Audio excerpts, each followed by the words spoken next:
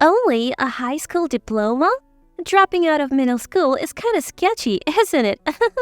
Look, there's a reason for that. No need to explain. Our worlds are just different, okay? You don't have to put it like that. I'm married, 33 years old. I have been married to my husband David for 10 years. We have a first-grade daughter named Betty, making us a family of 3. I have loved drawing since I was a kid and now I work in the arts. Currently, I'm pregnant with our second child. As my belly grows, each day becomes increasingly challenging. Despite his busy schedule, David tries to come home early. He even takes time off work to handle chores and childcare for me. Life was good for our little family, but something started bothering me recently. We live on the first floor of a high-rise apartment building. The other day, while coming back from shopping, I saw a woman moving into our building. Turns out she's Emma, a classmate from middle school. I hadn't seen Emma since a get-together right after middle school. When she noticed me, she said, "Wait, Mary? You live here too?"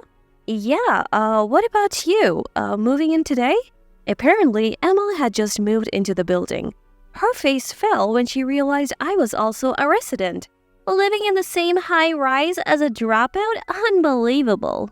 You see, I'm a dropout just like Emma said. I had reasons not to pursue further education after middle school, but I never told Emma. Last time we met, Emma had mocked me for being a high school dropout, and it seemed like nothing had changed. She was still belittling me. Annoyed, I listened as Emma continued. "So what floor are you on? I'm on 35. I realized Emma was trying to show off based on the floor number in the apartment building. I answered truthfully, "I'm on the first floor." Hearing this, Emma's face lit up with smug satisfaction. "First floor?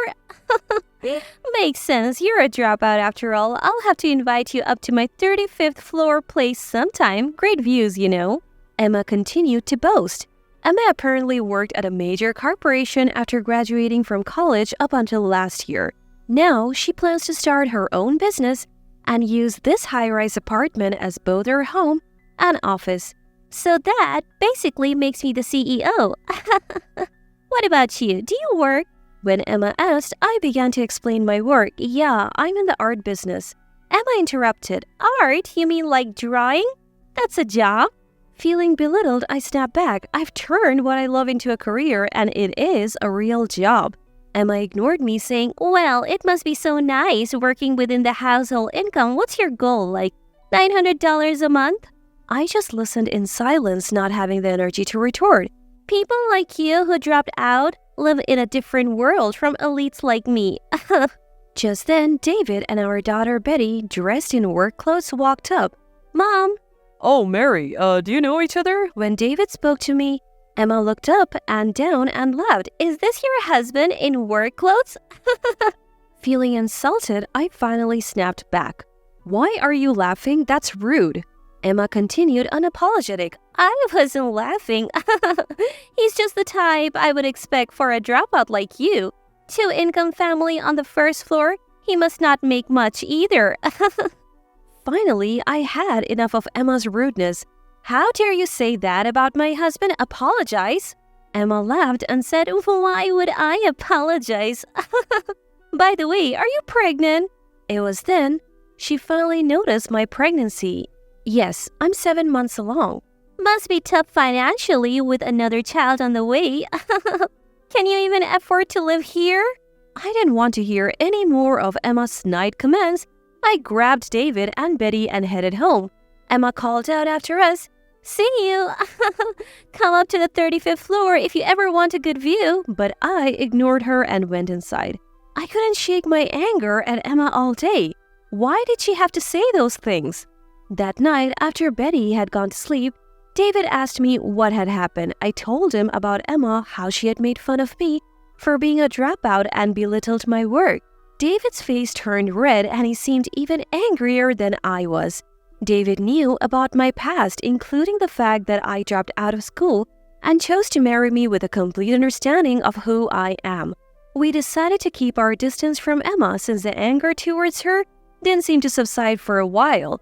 Luckily, we didn't run into Emma for a month, allowing us to live our lives peacefully. Then one day, we received a postcard for a school reunion. I still get along well with my middle school friends, so after getting a few messages about meeting at the reunion, I decided to go. While I looked forward to catching up with friends, I was also a bit concerned about running into Emma and hearing her unwelcome comments. But thinking that after having a baby, I would have fewer chances to meet my friends, I set aside my worries about Emma and decided to attend the reunion, and then the day of the reunion arrived. The reunion took place in a rented hotel ballroom. As soon as I arrived, I met up with friends I hadn't seen in years, and we immediately fell into enjoyable conversation. It had been a long time since we had all caught up, and there was so much to talk about. Our friend group has always been tight-knit regardless of gender.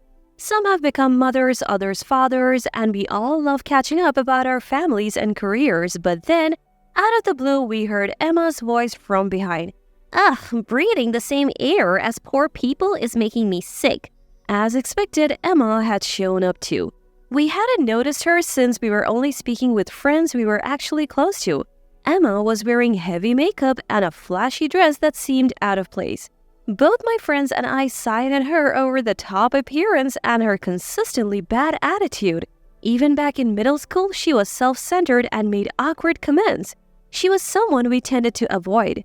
Nothing has changed. Even now at 33, she is as obnoxious as ever, and we couldn't help but roll our eyes. One friend finally broke the silence. Emma, who are you calling Pool? She replied, who else? But Mary, she's a dropout, so she's poor and lives on the first floor. I live on the 35th. It's like a master-servant relationship. Emma laughed after saying this. A few friends were angered by her comments and confronted her. But Emma showed no signs of remorse. She continued, if you don't want to be called poor, why don't you move to an older apartment that suits you, haha? Completely oblivious to the looks she was getting, she continued to belittle me. Why don't you just leave, you $900 a month earner? From this reunion and from that fancy apartment building. Hearing this, my friends looked puzzled and asked, Mary, do you only earn $900 a month? I replied, no, that's just what Emma believes. While we were talking, Emma interrupted. What are you two whispering about? Mary's living comfortably on her husband's income, doing a part-time job because she's a dropout, and I am a CEO. That's when a male classmate nearly spoke up. Emma, do you not know Mary is a well-known artist? Upon hearing this, Emma looked baffled and asked, an artist? Who cares? I decided to come clean with Emma, not wanting to let her arrogance ruin the mood of the reunion any further. I actually studied art in France, right after middle school. I didn't complete a formal program, so you could say I dropped out. Upon hearing this, Emma scoffed. What? France? Studying? Art is just a hobby, isn't it? You're still a dropout who ran away because you didn't want to study. Emma clearly didn't get it, so I elaborated a bit more. I spent several years training, and now I manage an art gallery while also creating my own works. Believe it or not, I have fans and have even held my own exhibitions. Some classmates here have even bought my art. In reality, I was a young artist known within certain circles. After training in France, I returned to New York and kickstarted my career as an artist, which finally blossomed in recent years. As for David, we met at one of my exhibitions and clicked instantly, which led to marriage. Even with all this explanation, Emma still didn't seem to get it. Come on. An exhibition is still just play, right? I am a CEO. I'm clearly winning here. Exasperated, I replied, this isn't about winning or losing, Emma. You may think I'm foolish for pursuing art, but I take my work seriously. Emma, not wanting to concede, fired back. Then why are you living on the first floor? If you're making that much money, you should be living on a higher floor. There is a reason we are living on the first floor, I explained. We were on a different floor before, but given that I'm pregnant and elevators can take forever here, we moved to the first floor for convenience.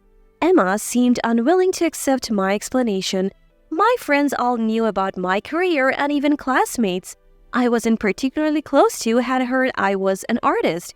Emma probably never considered that possibility, given that she had zero interest in art and looked down on me for being a dropout. And I had another secret. Just as I was about to reveal this, I saw David and Betty at the entrance. "Mom!" Betty comes running towards me, followed by David chasing her from behind. David, scratching his head, says, Sorry about that, got pulled into some work stuff. Brought Betty along too. While David and I were talking, Emma blurted out, Wait, who is this handsome man, your husband? He was in work clothes last time. Why the suit now? David was indeed dressed sharply today. Emma couldn't take her eyes off him, so different from the work clothes she saw him in before. David began greeting my friends. Thank you for always being kind to my wife. Is everything to your satisfaction? Please let us know if there is anything you need. Just then, the organizer rushed over. Thank you for providing this venue for free. The food and drinks are top-notch. Really, thank you. The truth was, this hotel belonged to David's parents, and he was now the CEO. David had generously offered the venue free of charge for the reunion. Emma's face turned pale upon hearing this.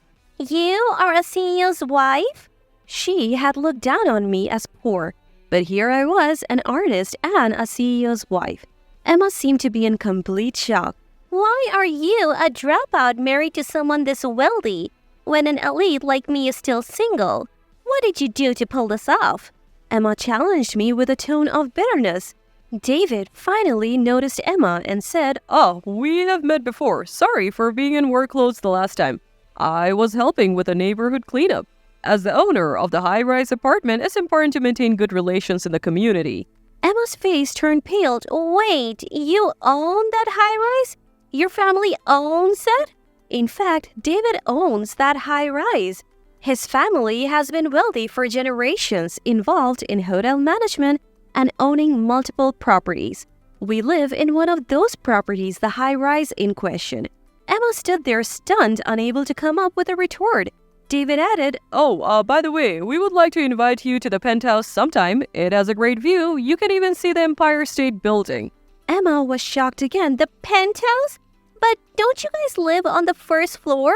Hearing that, I decided to tell her the truth. I told you before, I'm pregnant, so we made the first floor our home as well. Basically, both the penthouse and the first floor are ours.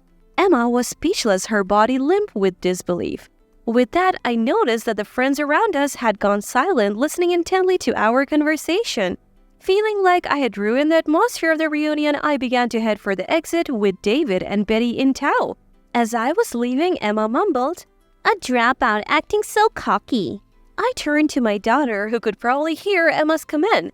What matters most is what's inside. Never look down on people. Betty nodded and cheerfully replied. Then Betty turned to Emma and said, Emma, if you keep making faces like that, happiness will run away from you. Everyone in the room burst into laughter. The atmosphere improved, but Emma, now a laughingstock, ran out of the venue blushing. The reunion proceeded in good spirits, and I enjoyed the rest of the evening with my friends. They too had been mistreated by Emma in the past, so Betty's last word made everyone feel relieved. Months passed and we never encountered Emma at the high-rise again.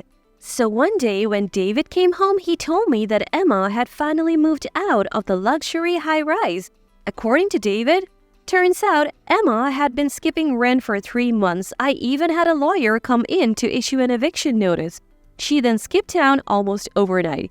Hearing this, I was floored. David mentioned that the room Emma had rented was left just as it was, furniture, clothes, and all. Apparently, she took her expensive stuff and computer but left everything else as it is. At first, I suspected something shady, but soon after, I got an update on Emma from a friend. Turns out Emma was pretending to be a successful entrepreneur, but in reality, she was practically jobless. She had some savings from her corporate days, allowing her to live comfortably for a while. But of course, that lifestyle couldn't last. She couldn't pay the rent anymore and had to move out. She didn't even have another place lined up, so she left her furniture and clothes behind because she didn't have the money to dispose of them. Learning the truth, I was thoroughly disgusted by how Emma remained a burden to others till the end. Emma has such a terrible personality that even in her crisis, she has no friends or colleagues who would help her. Now she's living alone in an old apartment. She's scraping by with part-time jobs to make ends meet. She used to brag about being a lead and look down on me, a college dropout. I bet her pride is shattered now. I can only hope that she learns to live a more humble and earnest life going forward. As for me, I continue to enjoy my life painting pictures and spending time with my daughter and husband. Our family of 3 gets along wonderfully, and I'm excited that we will soon become a family of 4, including the baby on the way. I intend to keep doing everything I can to protect my family's happiness.